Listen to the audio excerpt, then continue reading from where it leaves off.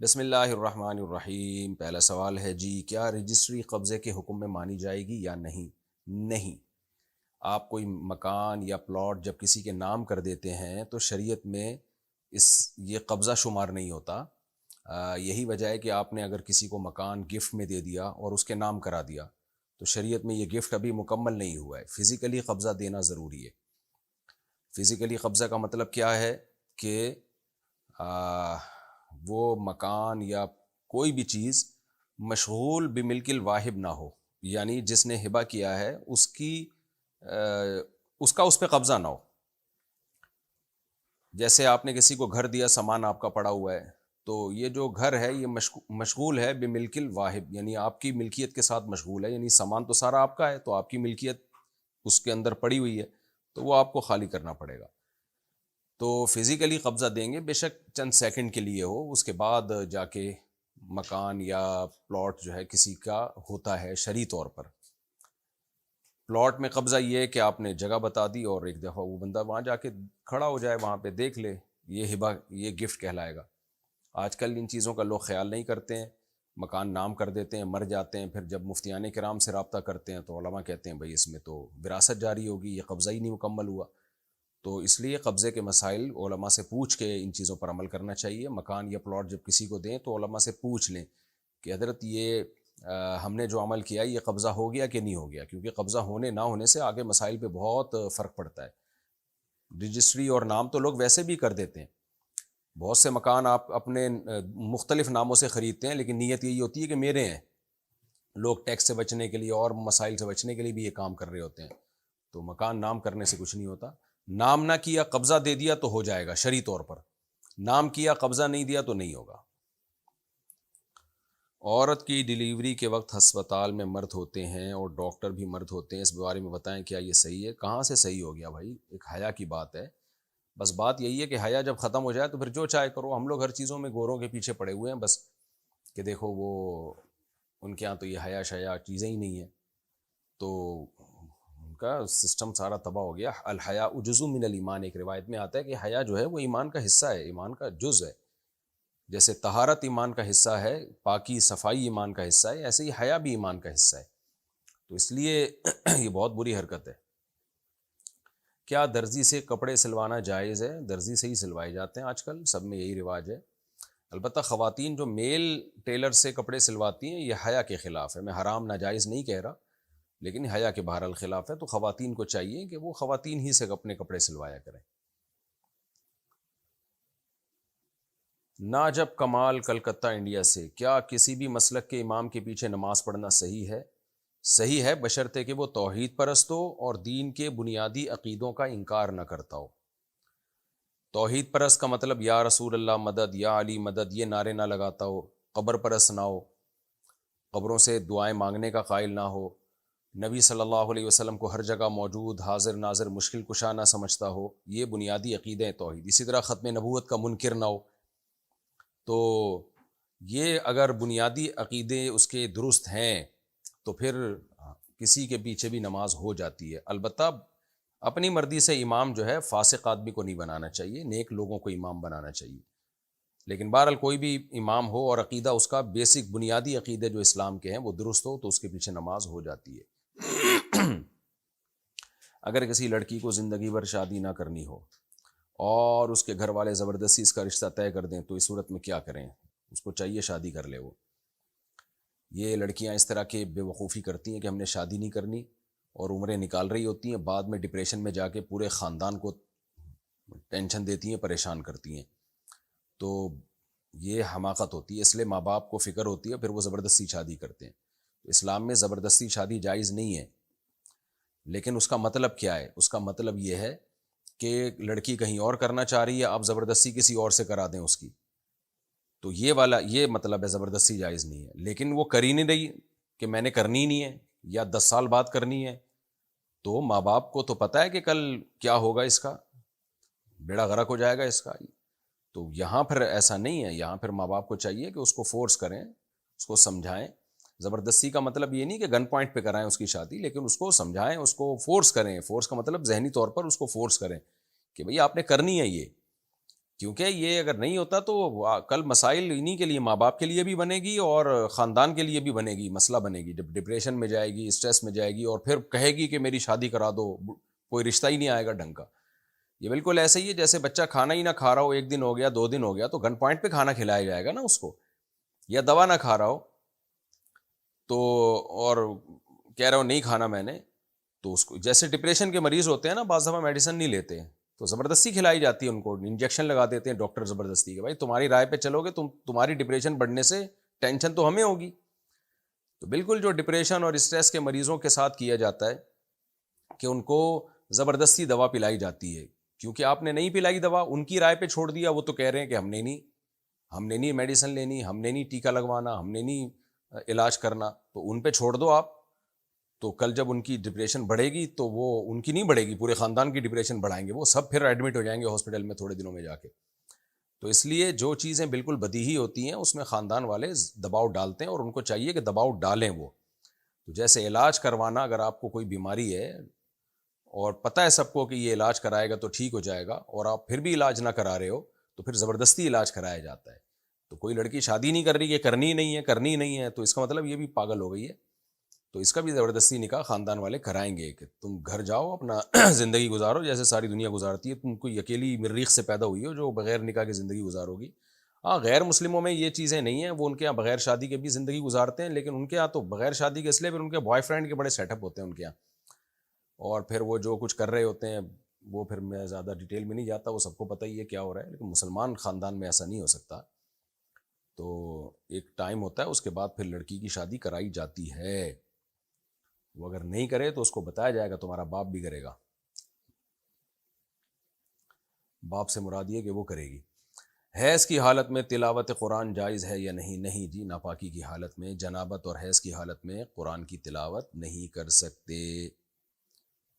محمد Saqib Siddiqui India سے، کیا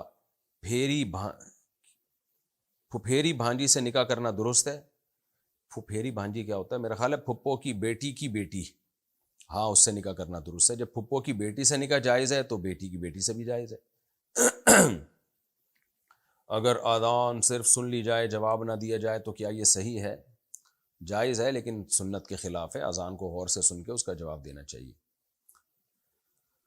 اچھا بھائی، اویس کشمیر سے، کیا لڑکا اور لڑکی کا نام دیکھ کر شادی کرنی چاہیے؟ میری منگنی ہو گئی ہے، اب گھر والے کہتے ہیں لڑکی کا نام بدل دو، کیا یہ صحیح ہے؟ نا نا نا نا نا، لڑکا لڑکی کا نام دیکھ کے نہیں، شکل دیکھ کے اور اخلاق دیکھ کے شادی کرنی چاہیے، نام کچھ بھی ہو۔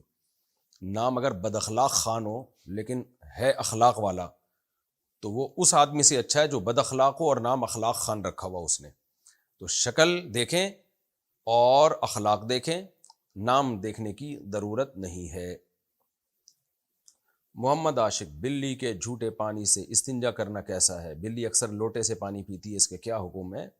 بلی کا جھوٹا پاک ہوتا ہے، وضو بھی کر سکتے ہیں اس سے، تو استنجا کیوں نہیں کر سکتے؟ البتہ نہ کریں تو زیادہ بہتر ہے، پاک ہے، بہرحال حدیث سے ثابت ہے اس کا پاک ہونا۔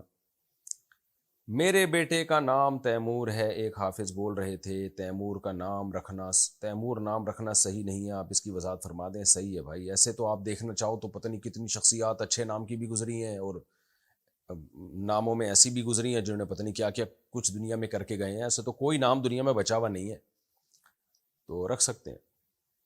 وہ میں دیکھ لوں گا کسی فرصت کے ٹائم پہ انشاءاللہ کہ تیمور کا لغوی معنی کیا ہے، عربی لفظ نہیں ہے یہ۔ عظمیٰ صاحبہ انڈیا سے، والدین کا دل دکھانا بہت بڑا گناہ ہے، لیکن اگر والدین کی کسی بات سے ان کی اولاد خاص کر بیٹی کا دل دکھے تو اس صورت میں ان کے لیے کیا حکم ہے؟ صبر کا حکم ہے۔ والدین کے احسانات اتنے زیادہ ہیں کہ اگر وہ تھوڑی بہت تکلیف بھی دے دیں تو اس کو اگنور کر دینا چاہیے، کیونکہ اللہ نے حق بہت بڑا بنایا۔ اب اللہ کے بعد سب سے بڑا حق والدین ہی کا ہے، اللہ رسول کے بعد سب سے بڑا حق والدین ہی کا ہے، تو صبر کریں بھائی، ان کے احسانات تو دیکھو۔ مفتی صاحب، میں ایک ہاؤس وائف ہوں، ماشاءاللہ ماشاءاللہ بہت ہی مصروف رہتی ہوں، کیا میں ہر نماز میں صرف فرض پڑھ سکتی ہوں؟ کیا یہ صحیح ہے؟ نہیں، صحیح نہیں ہے، سنت مؤکدہ آپ کو پڑھنی پڑے گی، اتنی مصروفیات کے نماز ہی کے لیے ٹائم نہیں نکل رہا، یہ ٹھیک نہیں ہے۔ سنت مؤکدہ، سنت کی 2 قسمیں، غیر مؤکدہ جیسے عصر سے پہلے کی 4 سنت ہے یا عشاء سے پہلے کی سنت ہے، لیکن جو مؤکدہ سنتیں ہیں وہ نماز ہی کا حصہ ہیں. نماز کا حصے کا مطلب یہ نہیں کہ ان کو نہیں پڑھا تو فرض نہیں ہوگا، فرض تو ادا ہو جائے گا بہرحال، لیکن اس طور پہ نماز کا حصہ ہے کہ نبی صلی اللہ علیہ وسلم نے جب بھی فرض پڑھے ہیں ان کے ساتھ وہ سنتیں پڑھی ہیں، اور وہ سنتیں الگ سے نہیں پڑھی جاتی. اس سے پتہ چلتا ہے کہ وہ نماز ہی میں، اس لحاظ سے وہ نماز کا حصہ ہیں. مثال کے طور پر آپ نے فجر کی نماز اگر نہیں پڑھی، اللہ نہ کرے، تو اشراق پڑھنے سے اشراق ہو جائے گی. لیکن اگر فجر کی نماز آپ نے نہیں پڑھی تو فجر کی 2 سنتیں پڑھنے سے 2 سنتیں بھی نہیں ہوں گی، کیونکہ وہ تو فرض کے وجہ سے ہیں. ظہر کی 4 سنتیں آپ نے ظہر کے فرض پڑھے، 4 سنتیں نہیں پڑھیں، تو پھر 4 سنتیں آپ نے ظہر کی 4 سنتیں پڑھیں اور 4 فرض نہیں پڑھے تو وہ 4 سنتیں بھی نہیں ہوں گی، کیونکہ وہ تو ظہر ہی کی تابع تھے، ظہر کی وجہ سے ہیں. تو پتہ چلتا ہے کہ یہ جو 4 سنت ظہر کی اور 2 سنت اور مغرب کی 2 سنت، یہ اسی کی وجہ سے ہیں جی، نماز کے ساتھ نبی نے ہمیشہ پڑھی ہیں. تو نماز کی تکمیل جب ہی ہوگی جب یہ سنت موقدہ بھی اس کے ساتھ پڑھی جائیں. ہاں کبھی بہت زیادہ تھکاوٹ ہو، کہیں جلدی ہے یا کچھ ایکسٹرا آرڈینری کوئی تھکاوٹ ہو رہی ہے تو پھر چھوڑی جا سکتی ہیں، لیکن چھوڑنے کا معمول بنا لینا یہ بالکل ٹھیک نہیں ہے. کیا وضو کیے بغیر قرآن کا ترجمہ پڑھ سکتے ہیں؟ کیا نل سے وضو کرتے وقت جو پانی ضائع ہوتا ہے اس کا حساب دینا ہوگا؟ جی، ترجمہ قرآن کا بغیر وضو پڑھ سکتے ہیں. جب تلاوت بغیر وضو کے کر سکتے ہیں تو ترجمہ کیوں نہیں پڑھ سکتے؟ البتہ قرآن مجید کو بغیر وضو کے ہاتھ لگانا جائز نہیں ہے. باقی نل سے وضو کرتے ہوئے جو پانی ضائع ہوتا ہے اس کا حساب دینا ہوگا. جی ہاں بالکل بھائی، نل سے بھی پانی ہی نکل رہا ہے نا، دھواں تو نہیں نکل رہا، تو وہ بھی پانی ہے، اور کوئی بھی نعمت اللہ کی جب آپ ضائع کریں گے تو اس کا حساب دینا ہوگا. لوگ کیا کرتے ہیں، نل کھول کے بیٹھ جاتے ہیں، اس کے بعد آستینیں چڑھا رہے ہوتے ہیں، یہ کوئی طریقہ تو نہیں ہے. فاضل صاحب نے پوچھا ہے مجھے چکن پاکس ہو گئی ہے، اس سے شفا پانے کے لیے کوئی دعا بتا دیجئے، اور کیا اس حالت میں نماز پڑھ سکتے ہیں؟ میں دعا کرتا ہوں اللہ تعالیٰ آپ کو شفائے کامل عاجل عطا فرمائے. اب دعا یہی ہے، یہی دعا آپ بھی پڑھ لیا کریں، اللہ مجھے شفا عطا فرما، اسأل اللہ العظیم رب العرش العظیم ان یشفیہ، آپ ان یشفینی یہ الفاظ پڑھا کریں، اسأل اللہ العظیم رب العرش العظیم ان یشفینی، یہ دعا پڑھا کریں. ورنہ اردو میں اللہ سے 2 رکعت پڑھ کے دعا مانگ لیں. باقی اس حالت میں نماز پڑھ سکتے ہیں، پڑھنا فرض ہے، ہر قیمت پہ نماز پڑھنا فرض ہے. میدان جنگ میں، جہاد میں نماز چھوڑنے کی اجازت نہیں، تو چکن پاکس میں کہاں سے اجازت ہوگی؟ البتہ یہ ضرور ہے چکن پاکس میں اور چہرے پہ اگر دانے ہیں اور ڈاکٹر نے وضو سے پانی لگانے سے منع کیا ہے، کیونکہ پانی سے میں نے سنا ہے کہ وہ دانے بہت خراب ہو جاتے ہیں. بہرحال پوری تحقیق تو آپ کو ڈاکٹر ہی بتائے گا، تو پھر ایسی صورت میں تیمم کی گنجائش ہے. موحد زید، اچھا بھائی، باقی زید مشرک ہیں کیا؟ خیر جی، موحد زید صاحب ہردوئی سے کہتے ہیں کیا میت کے بعد تیجا یا 40واں کرنا چاہیے یا نہیں؟ نہیں کرنا چاہیے، اس کی کوئی شرعی حیثیت نہیں ہے. اللہ کے رسول صلی اللہ علیہ وسلم نے ہمیں میت کے حکام جو بتائے ہیں اس میں تیجے 40واں کا کہیں تذکرہ نہیں ملتا. بس کسی کا انتقال ہو جائے، غسل کفن دے کے دفنائیں اور اس کے لیے دعا کریں، اور ساری زندگی دعا کرتے رہیں حسب توفیق، جب اللہ توفیق دے صدقہ خیرات کریں میت کی ایصال ثواب کے لیے. کیا تبرک کھا سکتے ہیں؟ یہ تبرک کھانے کا ہے کیا؟ تبرک کا کیا مقصد ہے آپ کا؟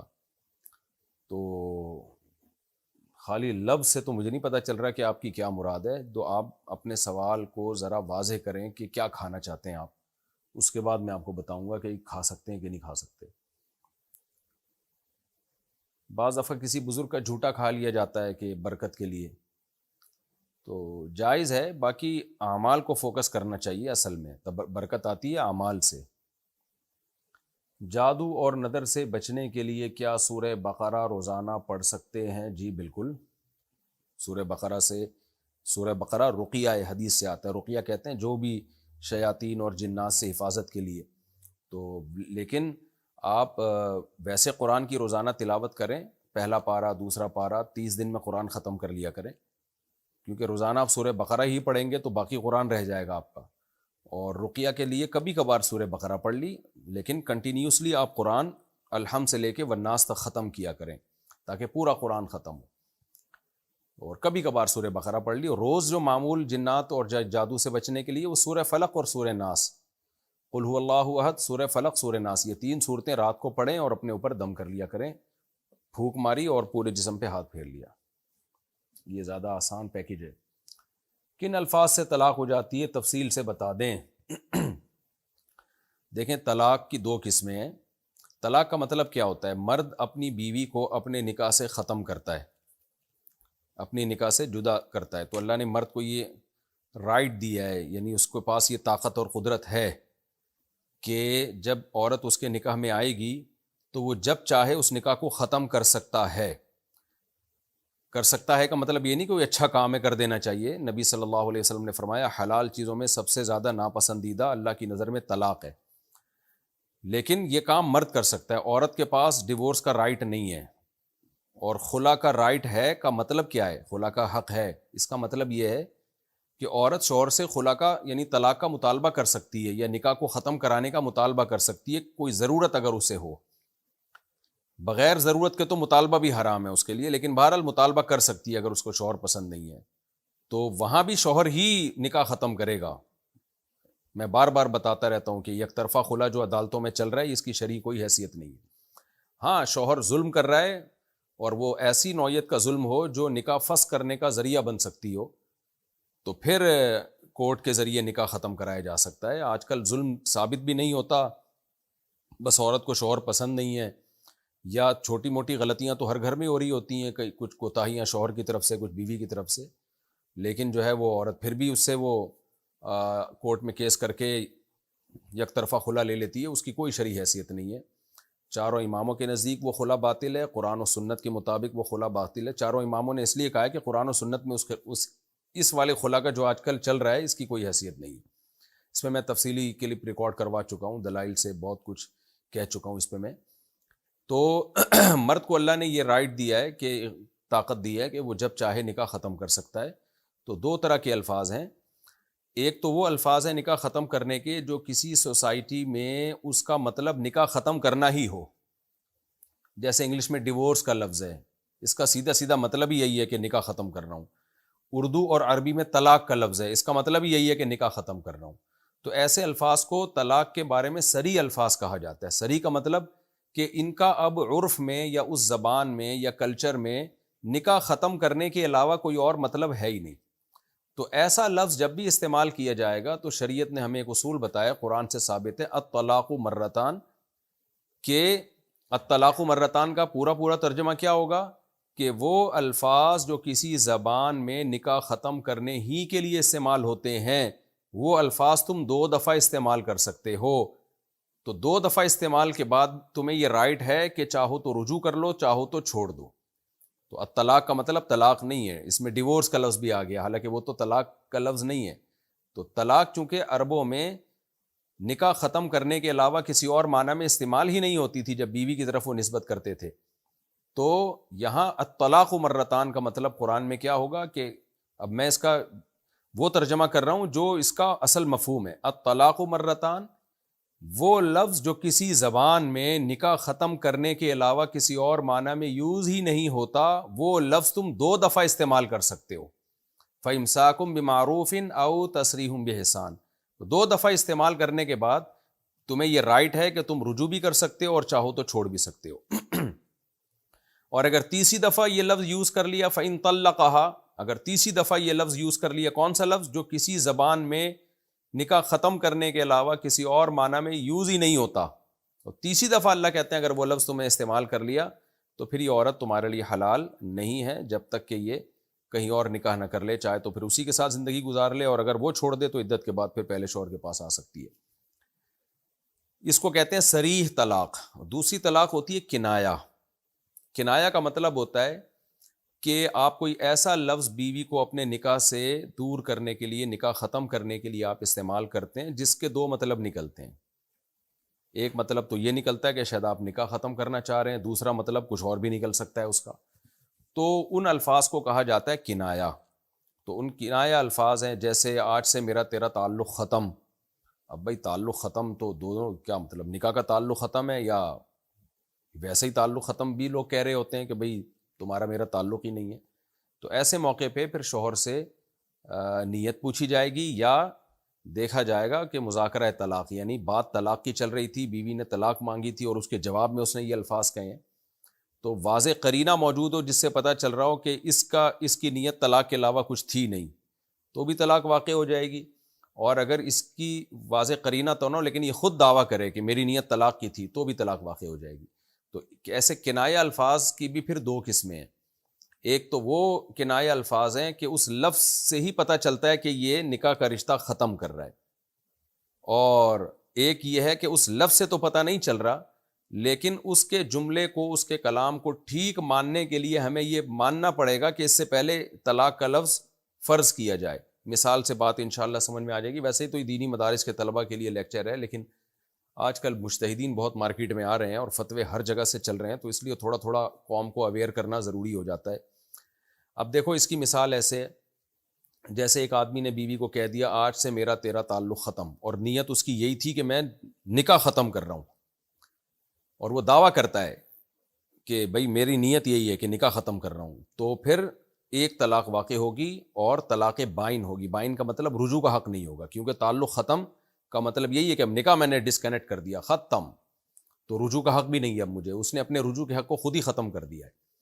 اور دوسرا طریقہ کنایہ کا یہ ہے کہ آپ نے کوئی ایسا لفظ استعمال کیا کہ جس کے دو مطلب تو نکلتے ہیں, لیکن اگر ہم اس سے طلاق کا مطلب مراد لیں تو وہ لفظ بذات خود طلاق کے لیے نہیں ہوتا, بلکہ اس لفظ کو درست ماننے کے لیے ایک اور چیز فرض کرنی پڑے گی, طلاق کا جملہ فرض کرنا پڑے گا. اس کی مثال ایسے ہے جیسے ایک آدمی اپنی بیوی سے کہتا ہے کہ اعتدی, یعنی تو عدت گزارنا شروع کر دے بس. اب اس سے پوچھا جائے گا کیا مطلب بھائی, تو کیا کہہ رہا ہے عدت گزارنا شروع کر دے, تو کیا تمہاری اس سے طلاق مراد ہے؟ کیونکہ طلاق کے بعد ہی عورت عدت گزارتی ہے. وہ کہے کہ ہاں میری مراد طلاق ہی تھی. تو اب یہاں عدت گزارنا شروع کر دے یہ لفظ ایسا لفظ نہیں ہے کہ جو نکاح کے رشتے کو ڈسکنیکٹ کر رہا ہے. وہاں تو یہ تھا نا کہ میرا تیرا تعلق ختم, تو تعلق تو ختم جب ہی ہوگا جب نکاح کو ختم کیا جائے, تو وہاں تو اس کا گویا اس نے یوں کہا ہے کہ نکاح ختم. یہاں جب وہ کہہ رہا ہے کہ عدت گزارنا شروع کر دے تو اس کا مطلب کیا ہے کہ گویا وہ یہ کہہ رہا ہے کہ عدت گزارنا شروع کر دے, اور یہ بات درست جب ہی ہوگی جب یہ فرض کیا جائے کہ میں طلاق دے چکا ہوں. تو یہاں طلاق کو فرض مانا جائے گا, لِأَنِّي طَلَّقْتُكِ, اس لیے کہ میں نے تجھے ڈیورس دے دی ہے. تو وہاں یعنی اس جملے کو کہ عدت گزارنا شروع کر دے, اس جملے کو درست قرار دینے کے لیے یہ فرض کرنا پڑے گا کہ یہ گویا اقرار کر رہا ہے کہ میں طلاق دے چکا ہوں, کیونکہ طلاق کے بعد ہی عدت گزارتی ہے عورت. تو اب چونکہ فرض میں طلاق کو فرض کیا جا رہا ہے اور طلاق صریح ہے, تو صریح سے ایک رجعی طلاق واقع ہوتی ہے.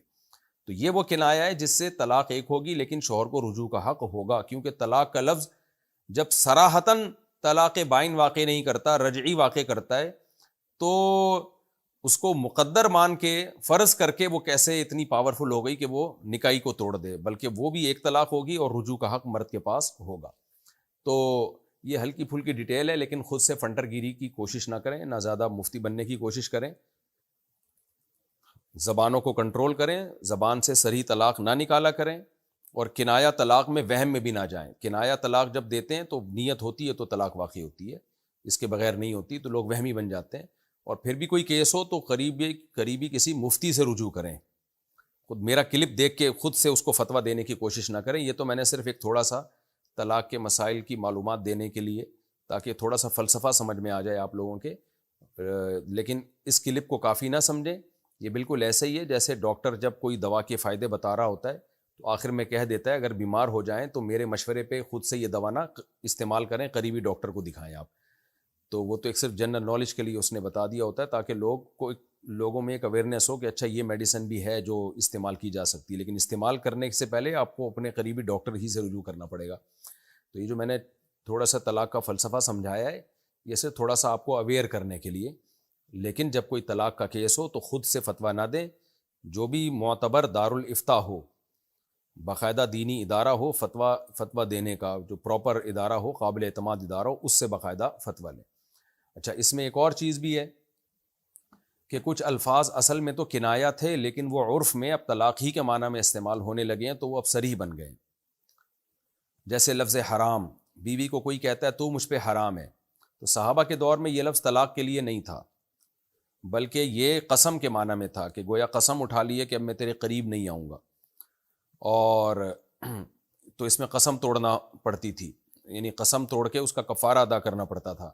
لیکن ہمارے عرف میں جو لفظ حرام ہے یہ قسم کے لیے نہیں ہے بلکہ طلاق ہی کے لیے. اگر کوئی بیوی کو کہہ دے تو مجھ پر حرام ہے تو ایک طلاق واقع ہوگی.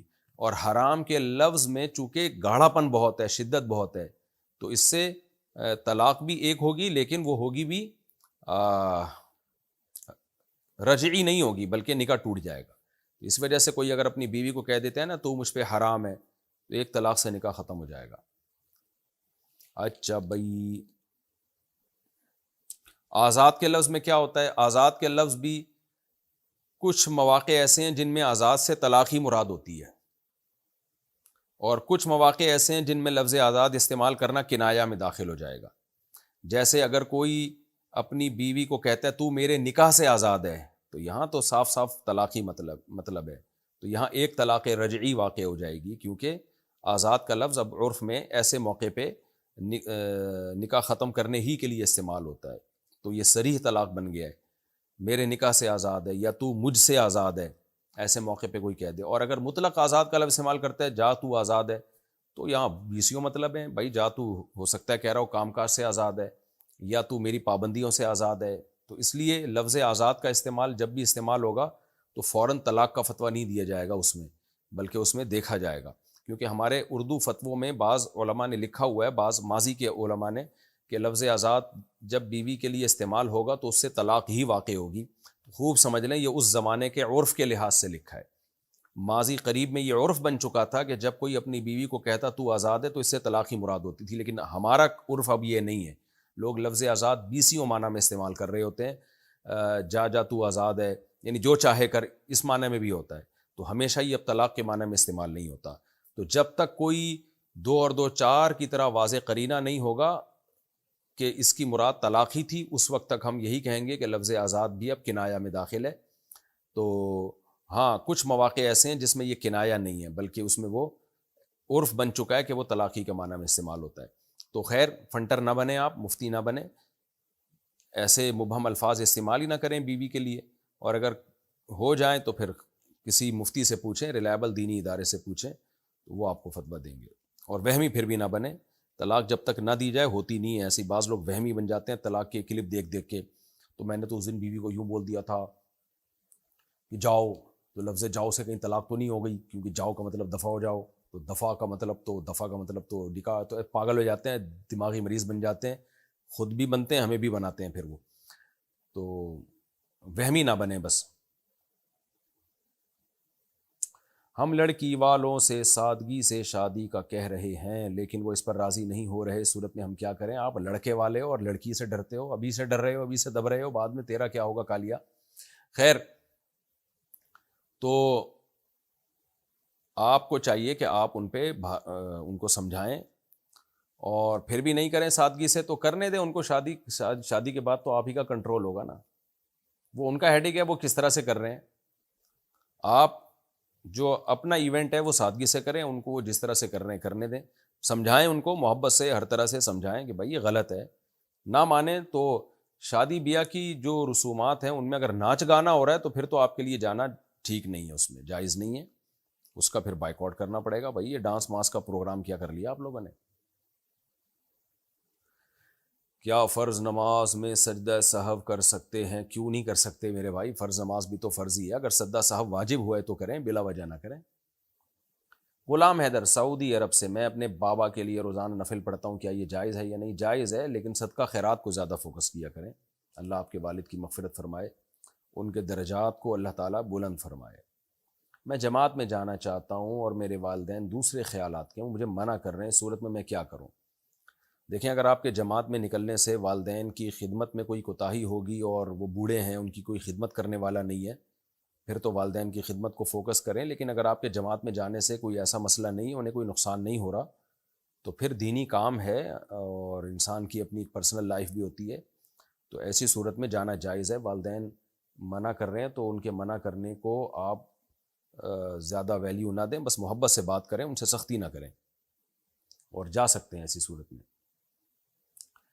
شان عارف انڈیا سے، کیا والدین سے چھپ کر صدقہ کر سکتے ہیں جبکہ وہ رقم بھی اپنی ذاتی ہو؟ جی کر سکتے ہیں، کر سکتے ہیں. اپنی ذاتی رقم میں انسان کو یہ اختیار حاصل ہے. البتہ اتنی بڑی رقم صدقہ کرنا کہ اس سے کل آپ کے لیے مسائل کھڑے ہو جائیں تو پھر والدین کی مرضی کے بغیر یہ کام نہیں کرنا چاہیے، کیونکہ والدین اولاد کی خیر خواہ ہوتے ہیں۔ بعض دفعہ کوئی بیوقوف بنا دیتا ہے یا اس کو چکنی چپڑی باتوں سے آپ کو کہے گا یہ جگہ ہے اس پہ اتنا خرچ کرو، آپ نے اٹھا کے جو جمع پونجی تھی ساری دے دی، کل آپ رو رہے ہیں، والدین کے لیے بوجھ بن رہے ہیں۔ تو ایسی کنڈیشن ہو تو پھر بچے چونکہ ناسمجھ ہیں تو اس میں پھر والدین کی بات ماننی چاہیے۔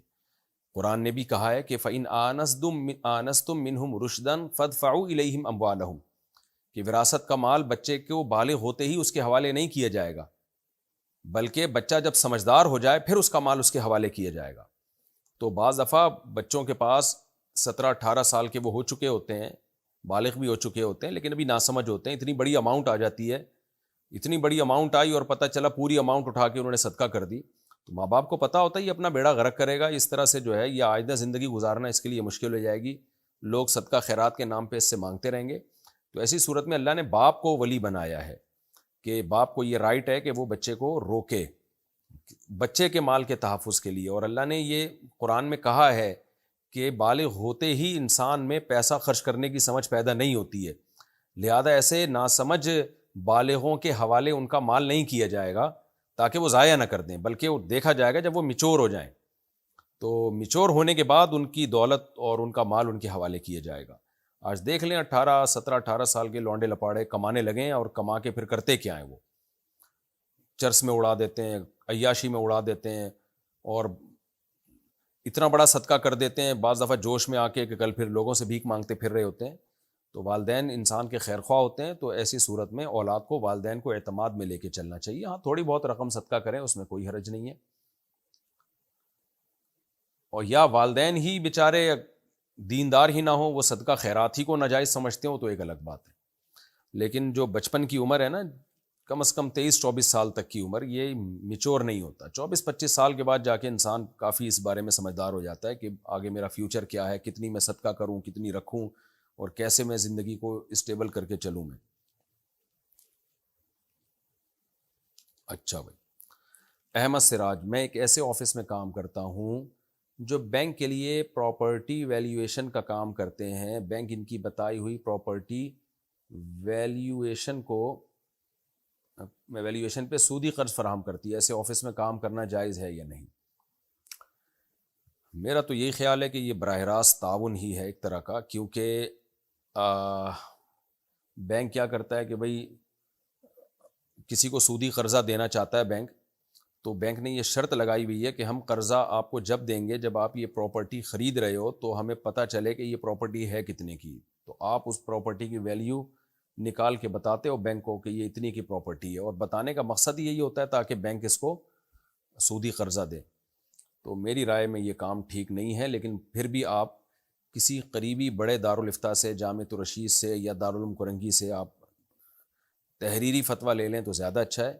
میرے پاس اگر بھیج دیں تحریری فتویٰ تو بھی ٹھیک ہے، ہمارا ایڈریس ہے Mufti Tariq Masood, block ST 10 sector 10 north Karachi, Alfalahia مسجد، یہاں بھیج دیں، کیونکہ ریٹن میں جب کوئی سوال آتا ہے تو اس پہ پراپر وے میں تحقیق کرنا آسان ہو جاتا ہے میرے لیے۔ تو ریٹن میں جب کوئی سوال آتا ہے نا، تو ریٹن میں جواب لکھنے میں انسان کا معیار بہت اونچا ہوتا ہے، تو اس میں میں بھی میں بھی اس پہ انشاءاللہ غور کر لوں گا۔ سر دست آپ فوری طور پہ فتویٰ لینا چاہیں تو دارالعلوم کرنگی یا جامعۃ الرشید یا اور کسی ایسے دینی ادارے میں آپ بھیج سکتے ہیں۔ محمد فیروز، سعودی عرب سے، کسی کے ادھار پیسے واپس کیسے لوٹاؤں؟ میں 4 سال سے انہیں ڈھونڈ رہا ہوں لیکن ان کا پتہ وغیرہ کچھ بھی میرے پاس نہیں ہے۔ ان کے پیسے آپ محفوظ کر لیں، انشاءاللہ ایک نہ ایک دن آ جائیں گے، اور اگر بالکل ہی نا امید ہو جائیں کہ اب ناممکن ہے اس بندے کا پتہ چلانا، پوری ایڑی چوٹی کا پہلے تو زور لگا لیں، تو پھر بھی کوئی ساری امیدیں جب بالکل ختم ہو جائیں تو پھر آپ ان کے کسی ریلیٹیو، جو ظاہر ریلیٹیو کا پتہ چل جائے تو ان کا بھی پتہ چل جائے گا، نہ وہ مل رہے ہیں نہ کوئی ریلیٹیو مل رہا ہے، تو پھر اتنی رقم آپ ثواب کی نیت، ان کی طرف سے ثواب کی نیت سے صدقہ کر سکتے ہیں۔ صدقہ کرنے سے بہتر ہے رکھ لیں، بس جب آ جائیں دے دیں، جب مرنے لگیں تو پھر بتا دینا بھائی اتنی رقم فلاں کی تھی مجھے ملا نہیں تو یہ رقم صدقہ کر دو۔ کیا یوٹیوب پر آنا جائز ہے؟ جائز ہے، کیا مسئلہ ہے اس میں؟ کس کے لیے؟ خواتین کے لیے اگر بات پوچھی جا رہی ہے تو جوان عورت کے لیے بے پردہ ہو کے کہیں بھی آنا درست نہیں ہے، پردے کے ساتھ آنے کی گنجائش ہے۔ کیا بچے کی پیدائش پر شوہر کا بیوی کو تحفہ دینا واجب ہے؟ نہیں، واجب نہیں ہے، لازم نہیں ہے۔ اچھا بھائی، مفتی صاحب مجھ سے گناہ ہوا ہے، گھر پر لڑائی ہوئی تھی اور میری امی نے قرآن کا واسطہ دیا تو میں نے غصے کی حالت میں قرآن پھاڑ دیا، استغفر اللہ۔ میرے بھائی کوئی ہلکا کام کر لیا کرو، خدا کے بندو، تو سوال پڑھتے ہوئے بھی آدمی کپ کپانے لگتا ہے۔ مجھے بتائیے میں کیا کروں؟ آپ ایمان کی تجدید بھی کریں اور خوب گڑ گڑا کے اللہ سے توبہ استغفار کریں، کلمہ بھی دوبارہ پڑھیں، اور اگر آپ شادی شدہ ہیں تو نکاح کی تجدید بھی کریں، آپ نئے مہر کے ساتھ زوجہ سے دوبارہ نکاح بھی کریں اور توبہ کریں اللہ تعالیٰ سے، اللہ تعالیٰ معاف کرنے والا ہے۔ فیروز شیخ سعودی عرب سے، بیوی سے اظہار محبت کس طرح کریں؟ میں کوئی بھائی آپ کو اللہ آپ کو نیک صالح توفیق عطا فرمائے۔ میں سعودی عرب میں رہتا ہوں، فون پر حال چال تو پوچھ لیتا ہوں لیکن محبت کا اظہار نہیں کر پاتا، نبی کریم صلی اللہ علیہ وسلم کا بیوی سے اظہار محبت کا کوئی طریقہ بتا دیں۔ دیکھیں، محبت کا اظہار کرنا چاہیے لیکن ہر ایک کے اظہار کا طریقہ دوسرے سے مختلف ہوتا ہے۔ کچھ لوگ گفٹ دے کے اظہار کر لیتے ہیں، کچھ زبان کے ڈائلاگ ہوتے ہیں۔ اچھا، خواتین جو ہے نا منہ کے فائر کو زیادہ ویلیو دیتی ہیں۔ شوہر اگر منہ سے ڈائلاگ نکالتا ہے آئی لو یو، میں تم سے محبت کرتا ہوں، اس سے ایسے میاں سے زیادہ انسپائر ہوتی ہیں۔ وہ میاں جو بیوی کے سارے حقوق پورے کر رہا ہو اور اس کے علاوہ بھی اس کو کبھی کبھار گھمانے پھرانے بھی لے جاتا ہو اور اس کو ٹائم بھی دیتا ہو، لیکن منہ سے یہ نہ پھوٹتا ہو کہ آئی لو یو، تو خواتین کو ایسے میاں کی کوئی قدر نہیں ہوتی۔ تو یہ عجیب کس حساب کتاب ہے بھائی؟ جو محبت کو دلیل سے ثابت کر رہا ہے اپنے عمل سے، وہ تو زیادہ محبت کر رہا ہے، اور جو منہ سے بول رہا ہے اور اپنے حقوق پورے نہیں کر رہا، اس کو زیادہ ویلیو دے رہی ہے، کیونکہ جذباتی ہوتی ہیں نا، دل نرم ہوتا ہے عورتوں کا تو باتوں میں جلدی آ جاتی ہیں۔ تو اس لیے میں خواتین سے بھی کہوں گا کہ آپ کا میاں اگر آپ کے بیسک حقوق پورے کر رہا ہے اور مناسب ٹائم بھی آپ کو دیتا ہے، کبھی کبھار آؤٹنگ پہ بھی لے کے نکل جاتا ہے اور کچھ جیب خرچی بھی دے رہا ہے آپ کو، تو اب اس کو آئی لو یو کہنے کی ضرورت ہے نہیں۔